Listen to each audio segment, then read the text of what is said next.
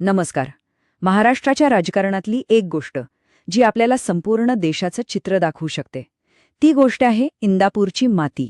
आज आपण याच मातीचा कौल समजून घेणार आहोत, कारण इथले संकेत हे संपूर्ण भारताच्या राजकीय स्पंदनांचा आरसा आहेत. भारताच्या राजकारणाची नाडी ती शहरांच्या चकचकाटात नाही, तर गावच्या मातीत, शेतकऱ्याच्या घामात सापडते.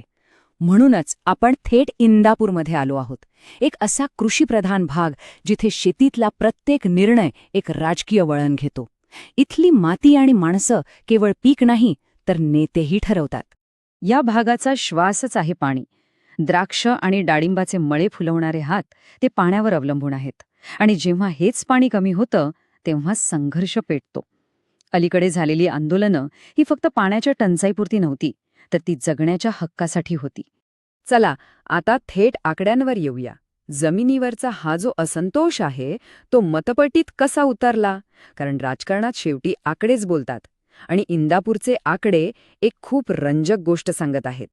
इथले मतदार किती जागरूक आहेत हे या एकाच आकड्यावरून समजतं. जवळपास 78% मतदान. हा आकडा साधा नाहीये. याचा अर्थ सरळ आहे, इंदापूरचा मतदार शांत बसत नाही. तो आपला कौल देण्यासाठी पूर्ण ताकदीने बाहेर पडतो. ही आकडेवारी बघा. लढत झाली दोन प्रमुख गटांमध्ये. राष्ट्रवादी काँग्रेसला मिळाले 44.24% मतं, तर राष्ट्रवादी काँग्रेस शरदचंद्र पवार गटाला 36.92%. पण खरा खेळ केला तो अपक्ष उमेदवाराने. तब्बल 14.31% मतं घेऊन त्यांनी सगळं गणितच बदलून टाकलं.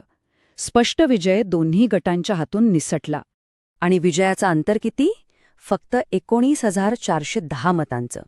विचार करा, किती कमी फरकाने हारजीत झाली. प्रत्येक मत किती महत्वाचं ठरलं असेल, यावरूनच मतदारसंघातील विभागणी किती खोलवर गेली होती हे स्पष्ट दिसतं. मग प्रश्न उभा राहतो की ही मतं इतकी का विभागली गेली? याचं उत्तर कुठल्या एका नेत्याच्या लोकप्रियतेत नाहीये, ते दडलंय व्यवस्थेच्या गणितांमध्ये. चला तेच समजून घेऊया. दोन गोष्टी मुख्यत्वे करून दिसतात.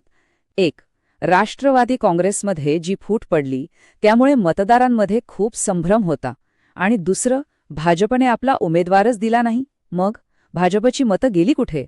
सगळ्यात मोठी शक्यता हीच आहे की ही मतं थेट अपक्ष उमेदवाराकडे गेली, आणि त्यामुळे संपूर्ण लढतीचा निकालच फिरला.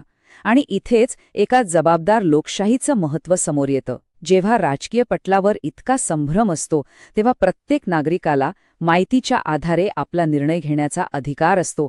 हाच आपल्या संविधानाचा गाभा आहे. सन्मानाने आणि माहितीपूर्ण पद्धतीने सार्वजनिक संवादात भाग घेणे. ठीक आहे, 2024चं चित्र तर स्पष्ट झालं, पण हे पूर्णपणे समजून घेण्यासाठी आपल्याला जरा मागे जावं लागेल.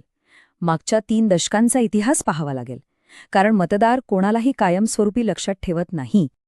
ही आकडेवारी म्हणजे इंदापूरच्या राजकीय इतिहासाचा आरसा आहे. मतदानाची टक्केवारी कायमच 76% वर राहिली आहे.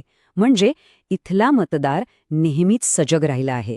पण खरा धक्का बसतो 2019मध्ये. तोपर्यंत भाजपचं अस्तित्व जवळपास नव्हतंच, आणि अचानक 2019मध्ये त्यांना मिळतात 47.9% मतं.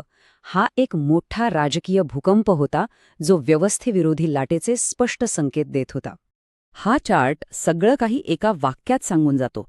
इंदापूरचं मतदार कुठल्या एका पक्षाच्या झेंड्याला बांधलेला नाहीये. तो आपला संदेश देण्यासाठी मतपेटीचा वापर करतो.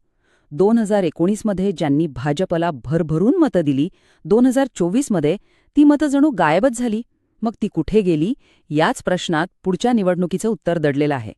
राजकीय पक्ष बदलले, उमेदवार बदलले, राजकारणाचे प्रवाह बदलले, पण एक गोष्ट कधीच बदलली नाही, तो म्हणजे शेतकरी आणि त्याचे प्रश्न.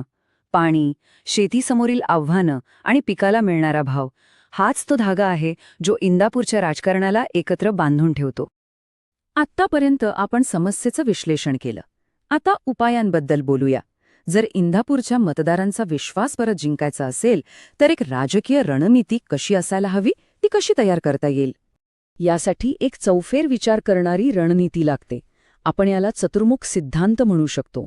याचे 2 मुख्य भाग आहेत. पहिला, समस्यांचा चेहरा, म्हणजे थेट लोकांच्या मूळ प्रश्नांवर काम करणं. पाणी, कर्ज, तरुणांसाठी रोजगार. आणि दुसरा, कामगिरीचा चेहरा, म्हणजे केवळ आश्वासन नाही, तर केलेल्या कामाचं एक स्पष्ट प्रगती पुस्तक लोकांसमोर ठेवणं. ही आहे 90 दिवसांची एक ठोस योजना. पहिले 30 दिवस लोकांमध्ये जा आणि फक्त त्यांचं ऐका, समस्या काय आहे ते समजून घ्या. पुढचे 30 दिवस ठोस कृती करा, लोकांना दिसेल असं काम करा. आणि शेवटचे 30 दिवस लोकांशी थेट संवाद साधा, त्यांना सांगा की तुम्ही त्यांच्यासाठी काय करत आहात. विश्वास असाच तयार होतो. आणि हा संवाद साधताना प्रत्येक व्यक्तीचा सन्मान आणि त्यांची गोपनीयता जपणं खूप महत्त्वाचं आहे. लोकांची माहिती त्यांची संमती घेऊनच वापरली पाहिजे. आपल्या देशाच्या नवीन कायद्यानुसारही हेच अपेक्षित आहे.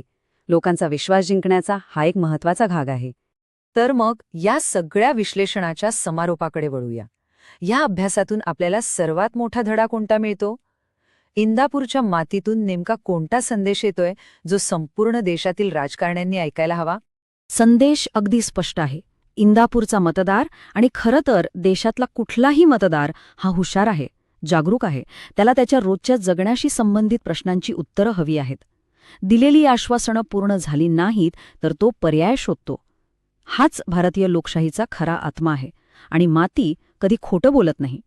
आणि म्हणूनच शेवटचा आणि सगळ्यात महत्त्वाचा प्रश्न हा आहे, नेतृत्व या मातीचा आवाज ऐकेल का? हा कौल केवळ एका निकालापुरता मर्यादित नाही, हा संपूर्ण देशाच्या लोकशाहीसाठी एक संदेश आहे. याचं उत्तर येणारा काळच देईल. जर तुम्हाला लोकाभिमुख नेते बनायचे असेल आणि तुमचा मतदारसंघ उन्नत करायचा असेल तर blueprintstrategies.ai शी mgr@blueprintstrategies.ai वर संपर्क साधा किंवा 08042040162 वर कॉल करा. राजकारणापलीकडचा उद्देश